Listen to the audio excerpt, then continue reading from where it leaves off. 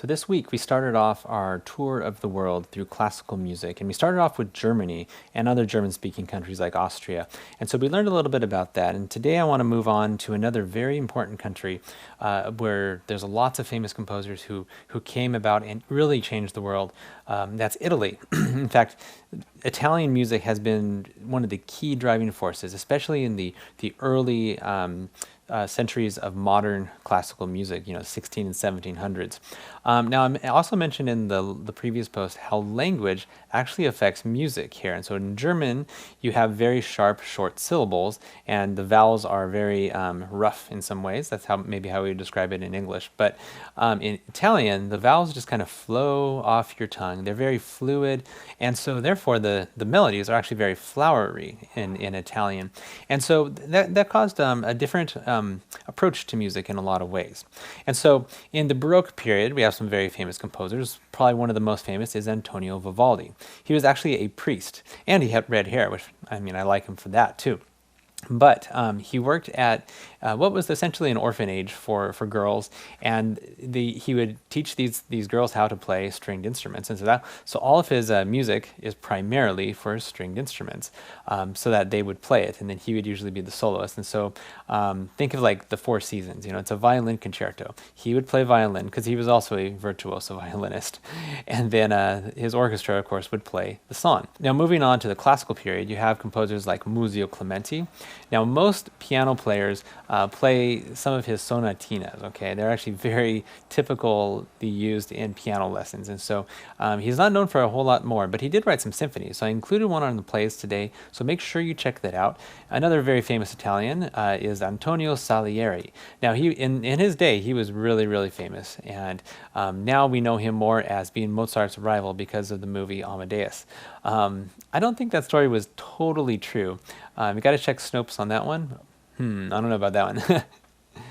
In the Romantic period, however, and into the 1700s, something changed in classical music in Italy.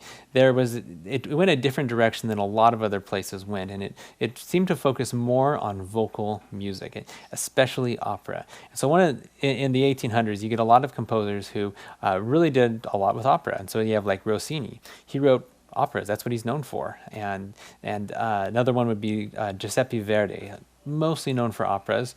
He did write a choral piece called his Requiem. It's a huge piece. Both of these operas are great, and especially with Rossini, I always think of The Barber of Seville, and so I included it on the plays today.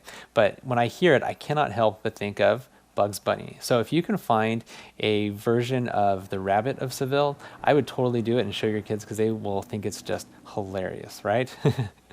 In the 20th century, in the modern period, we have a few other composers too, and their opera was still really big. So you get composers like Giacomo Puccini, who really took opera and made it into this just huge, huge thing. And even today, his operas are so popular. I was actually looking at the schedules for the Metropolitan Opera in New York, as well as LA Opera.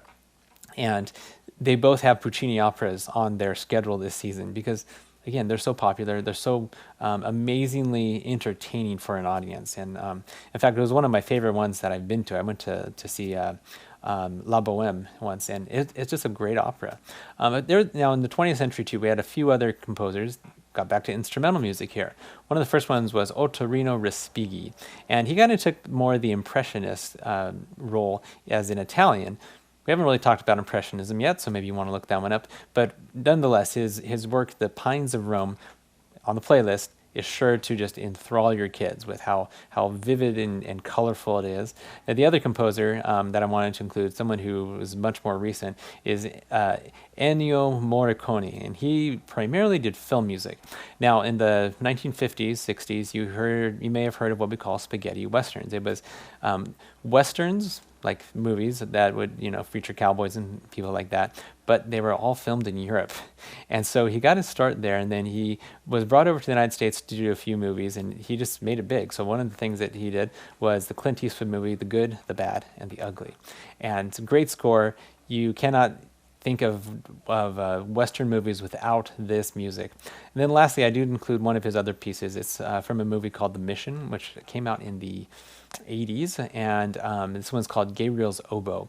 And it just kind of highlights how rounded of a composer he is, and he was able to take these really beautiful melodies and just make them shine through all together. So anyways, this is our second day on the tour through the world with classical music. I want you to encourage to keep listening to things. Go to my website, learn more about this, and check out our playlist as well. I list all the music that I've talked about in my Spotify playlist, and help your kids engage with this music. Play it in the car for them. Play it when you're cooking dinner and they're doing homework or something like that, just so that they're getting their ear attuned to the rest of, or to different kinds of music. Okay, bye bye.